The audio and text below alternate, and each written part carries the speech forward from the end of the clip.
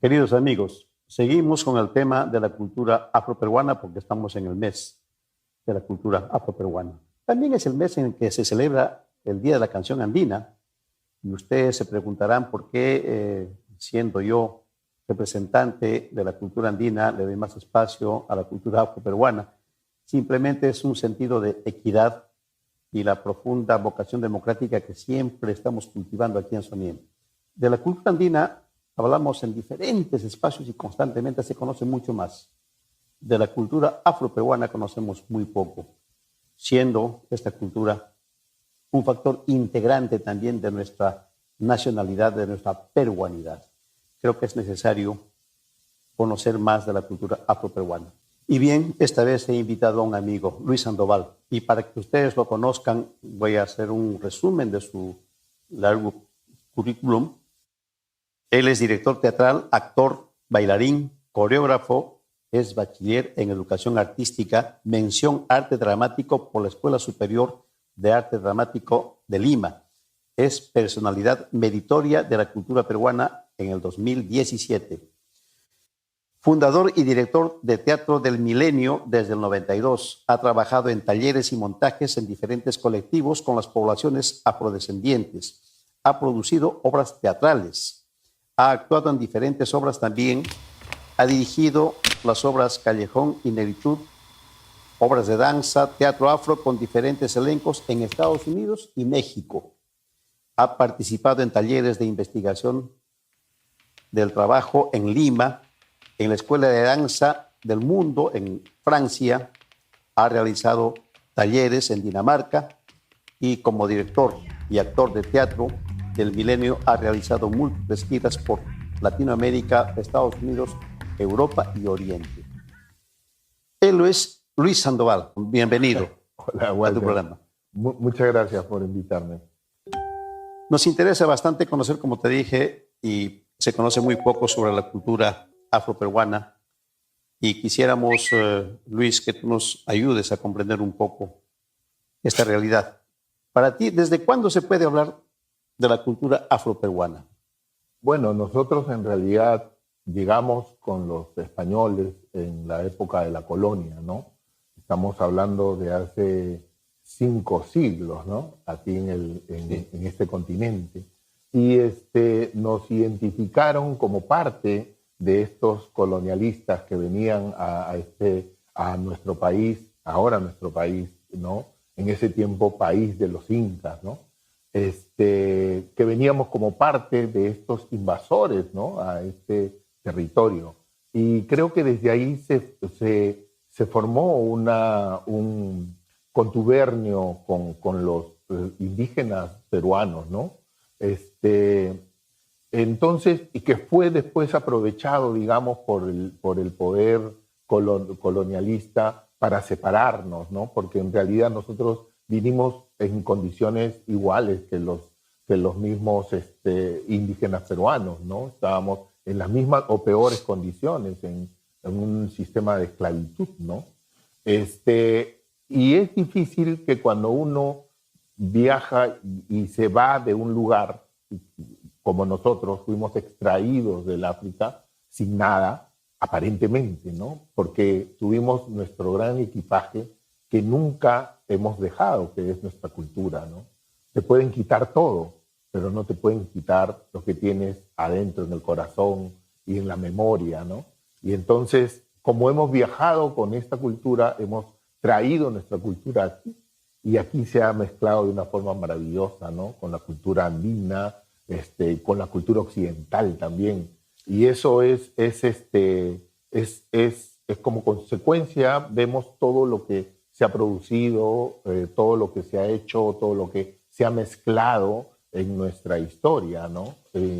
Y creo que justamente la historia del Perú debería recoger particularmente la historia de esta nacionalidad negra, porque en el colegio yo no recuerdo haber estudiado sobre el papel, ¿no?, de los negros que llegaron junto con los españoles. Y en todo caso, en algunos casos, solamente una partecita, ¿no? Como tú dices, fue parte de los invasores. Así es. Pero no se ve la otra parte. Así es. ¿No? Así es. Y yo comencé a conocerla cuando trabajaba como artista y cuando justamente como artista comenzamos a tener este trabajo que tú sabes con los teatros en comas. Es allí donde yo comencé a escuchar esto, ¿no? Y bueno, entendí que hay todo un movimiento. Claro. La cultura negra, hay diferentes instituciones. Esto. Sin embargo, deberían tener más espacio en este Perú de ahora. Bueno, en esa lucha creo que estamos juntos, seguimos juntos. Claro. Dime, Lucho, ¿cuáles crees que son las principales características de la cultura afroperuana? Mira, nosotros, un poco para terminar de cerrar este asunto como histórico que estábamos viendo hace un rato, nuestra cultura ha teñido, digamos, todo lo que se ha producido culturalmente en la costa peruana. Y no solamente en la costa, Walter, porque también nuestra presencia se extendió hacia la sierra. Nosotros fuimos traídos para trabajar en las minas, ¿no? Sino que estábamos en condiciones muy difíciles, no soportábamos el frío y fuimos ocupados luego para trabajar en las plantaciones de caña, algodón en la costa.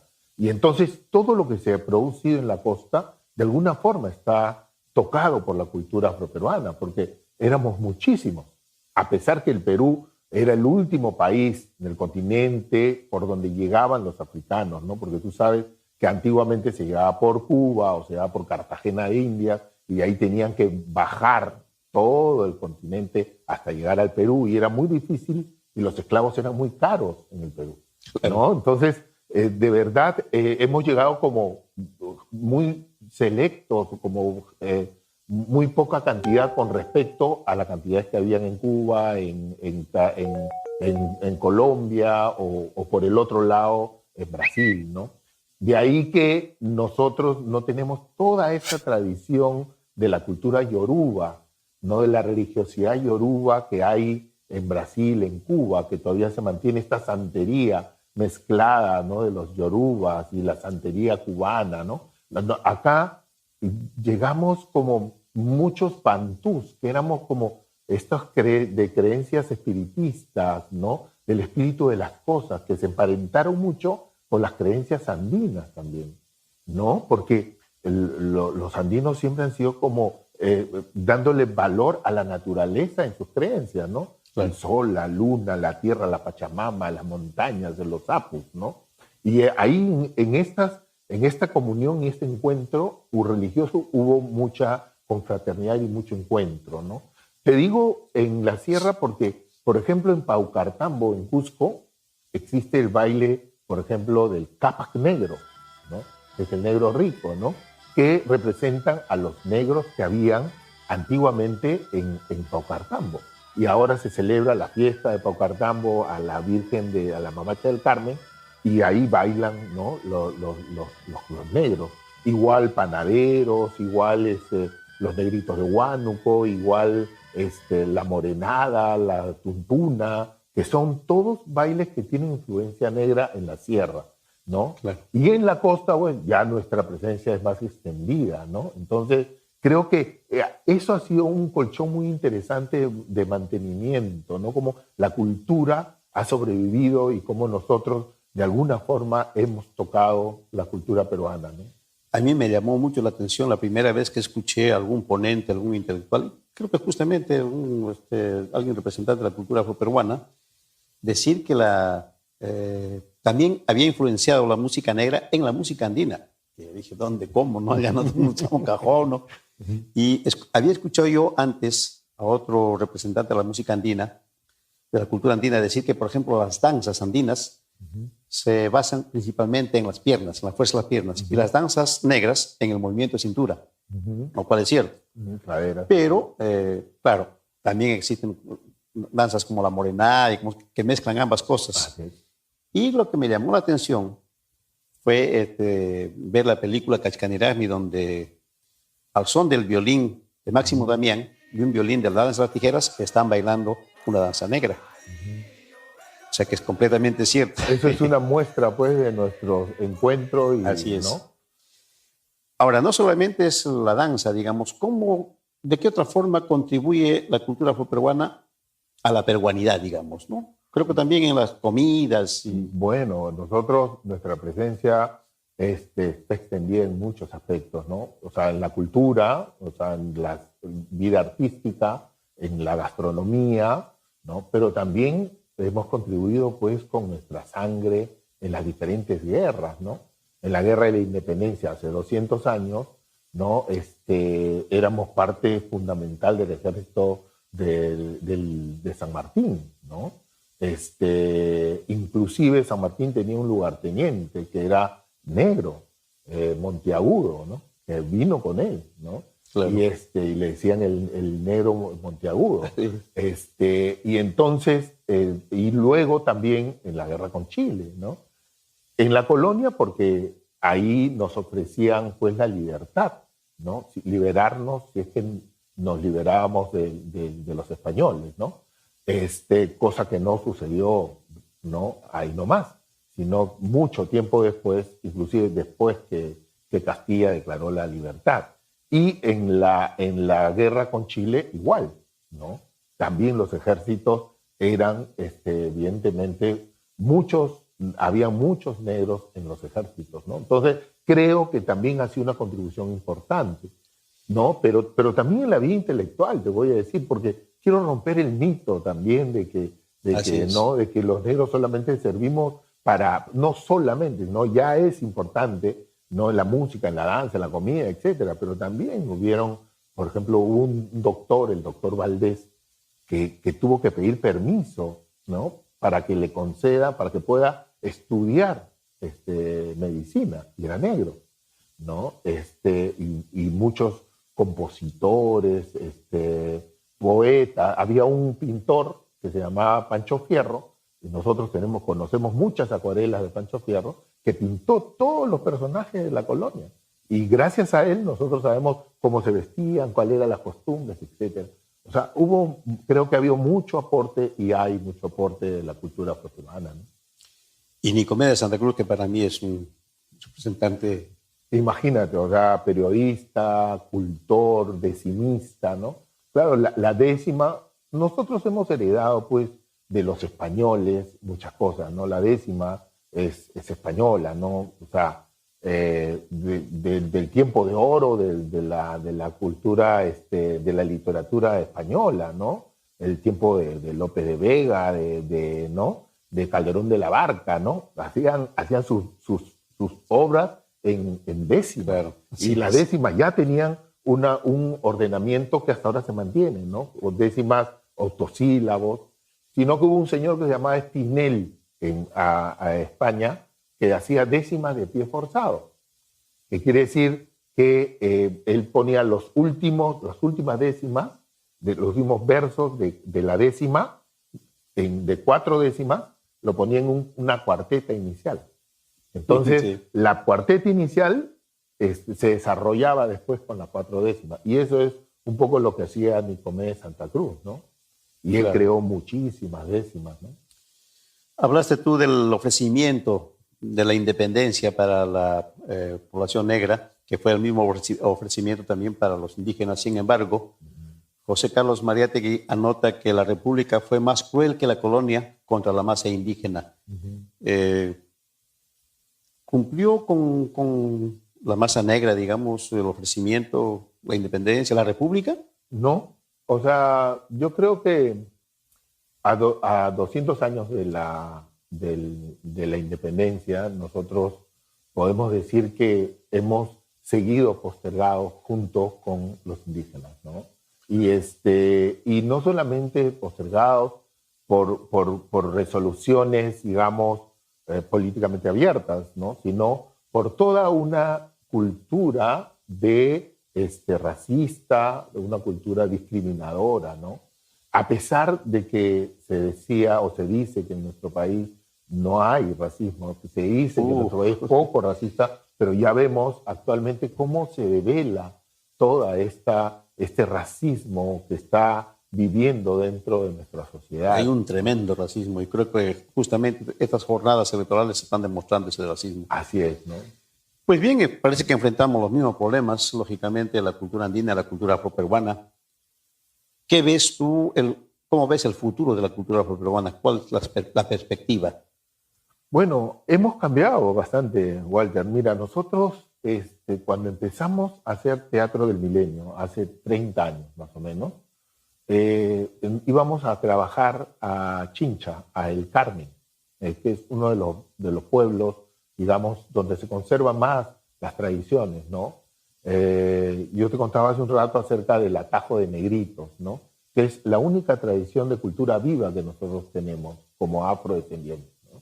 Donde el pueblo se organiza y en atajos, que son grupos de bailarines que bailan en Navidad y para la fiesta del Carmen, y ya es una tradición que se hace desde el tiempo de la colonia, porque esto son danzas que vienen de la época de la evangelización, cuando nos imponían la religión católica y nos enseñaban villancicos, nos enseñaban a los santos, etcétera.